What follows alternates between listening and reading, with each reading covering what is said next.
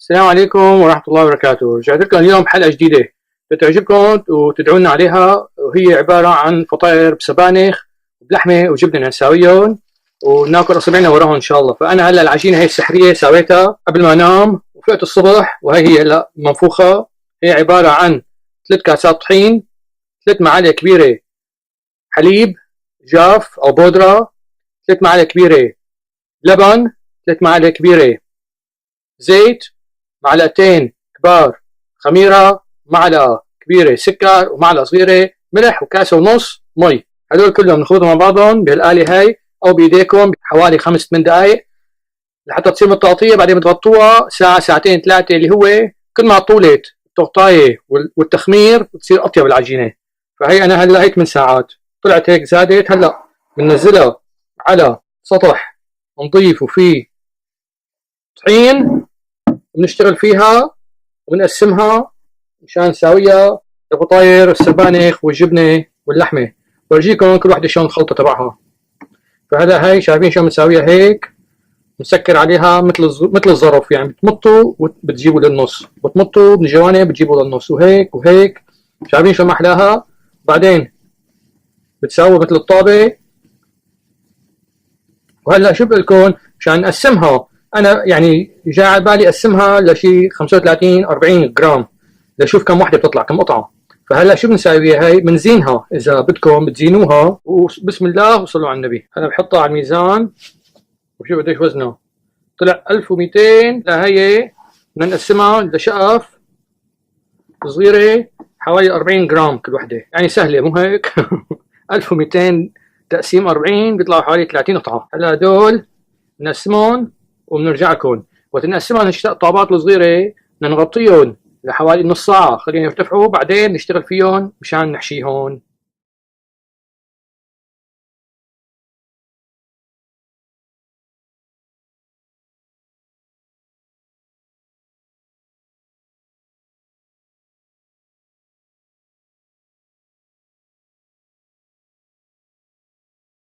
طحين على وشهم نغطيهم لحتى يتضاعف حجمهم، نحط كمان عليهم نغطيهم. هلا بين ما هن مغطايين مشان يرتفعوا مره ثانيه حنساوي خلطه السبانخ. وهي السبانخ هي نغسلها هلا ونعصرها منيح وبتصير صغيره بتكش، لانه بالعصير بتكش مع المي. بدكم جوز، كزبره خضراء، رمان اللي عنده رمان ماشي، ما عندكم ماشي. بدكم توم مطحون، بدكم دبس رمان وزيت، كزبره يابسه، سماء، ملح وفلفل. هاي هي. فعدون، فواحد 2 3 4 5 هدول جافات مع الزيت والدبس الرمان، وبعدين عندكم السماء والكزبره اليابسه مع الفلفل والملح. خلصت نطبقوها مع بعضها. هلا للحمه انا خلطه كامله خاصه سهله ما بدها شيء. هي عباره عن بصله مفرومه قليناها بالزيت، حطينا لها اللحمات قليناهم، بعدين حطينا ملح وفلفل، بعدين حطينا لهم صنوبر. هي خلصت، هي جاهزه. هلا هي انتم مثل ما بدكم تساووا كثير، بدكم تساووا قليل، اللي انتم بتقرروا فيه بتساووا. هي اللحمه.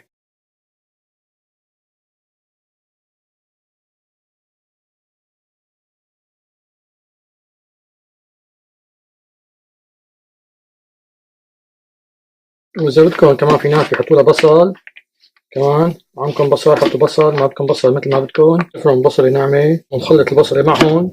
وبالنسبه لخلطه الجبنه احفظوها، جبنه بيضاء عندكم شايفين شلون بانواع، شو ما بدكم جبنه بتصيرها مع بقدونس تازه، فلفل، شويه زيت وبيضه، نخلطهم مع بعضهم بتصير هي الخلطه تبع الجبنه تبع فطاير الجبنه.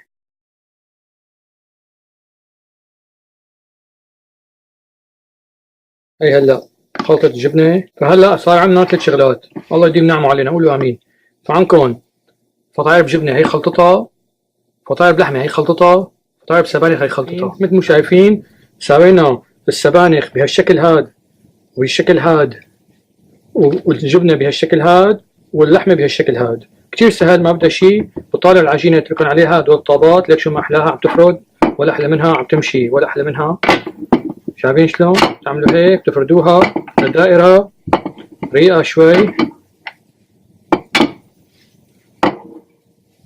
دوروا فيها هيك. شايفين ما احلاها شلون عم تشط وتمط، ولا احلى منها، لا مقاومة ولا شيء.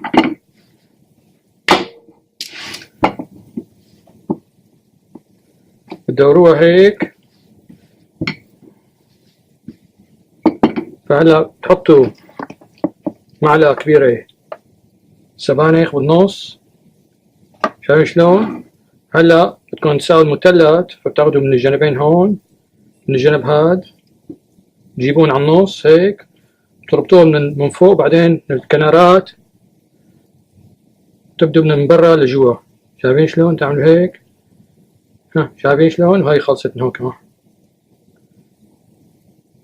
هاي مثلث، شايفين شلون؟ هاي سبانخ.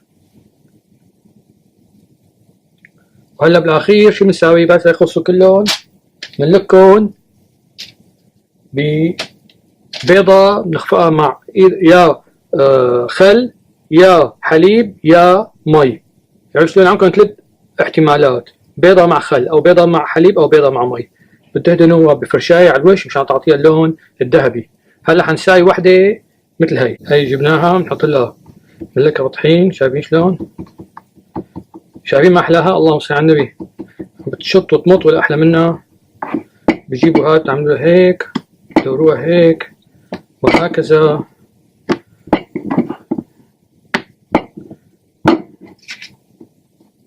لحتى تصير رقيقة ومدورة.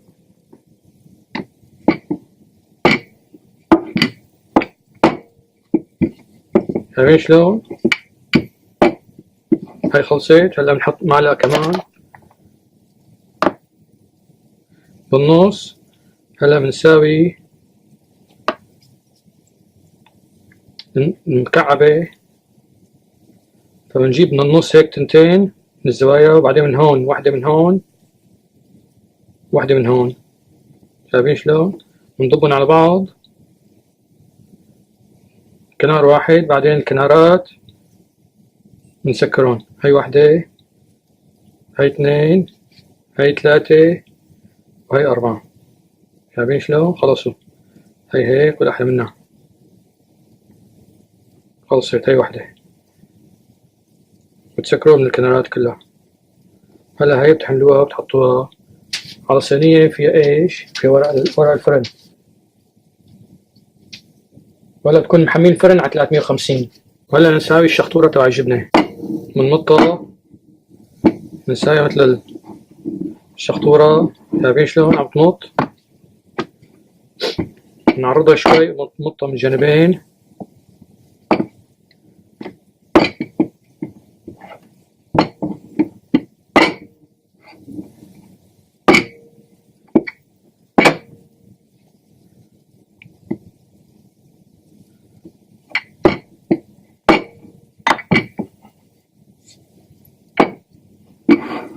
هلا بنحط الجبنة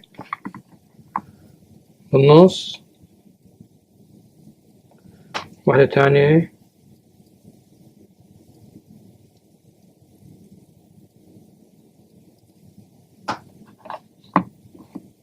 بعدين بنجيب كنارات بنحط مسكر هون مسكر هون، بعدين الثانية عليها بنسكر عليها هيك.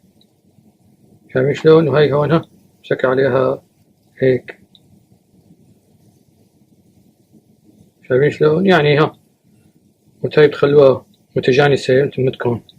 شايفين شلون؟ خلصت. هاي معروف عليها عنا ببلادنا. هلا بنساوي وحدة مربعة تبع اللحمة.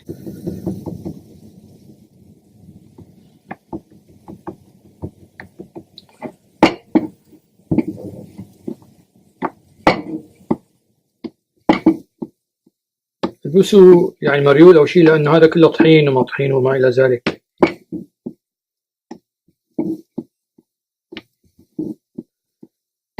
بتساوى مدورة مثل اخواتها، وتحطوا اللحمة بالنص،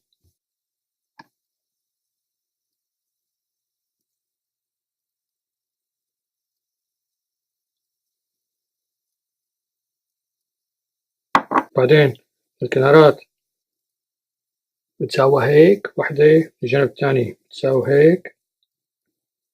شايفين شلون؟ واحدة اثنين. خلصت. تاخدوها على الصينية. تمو هيك بتساوي كل شيء لحتى يخلصوا كلهم. هلا هدول ندهنهم بالفرشاية بالبيضة والحليب. هلا بندهنهم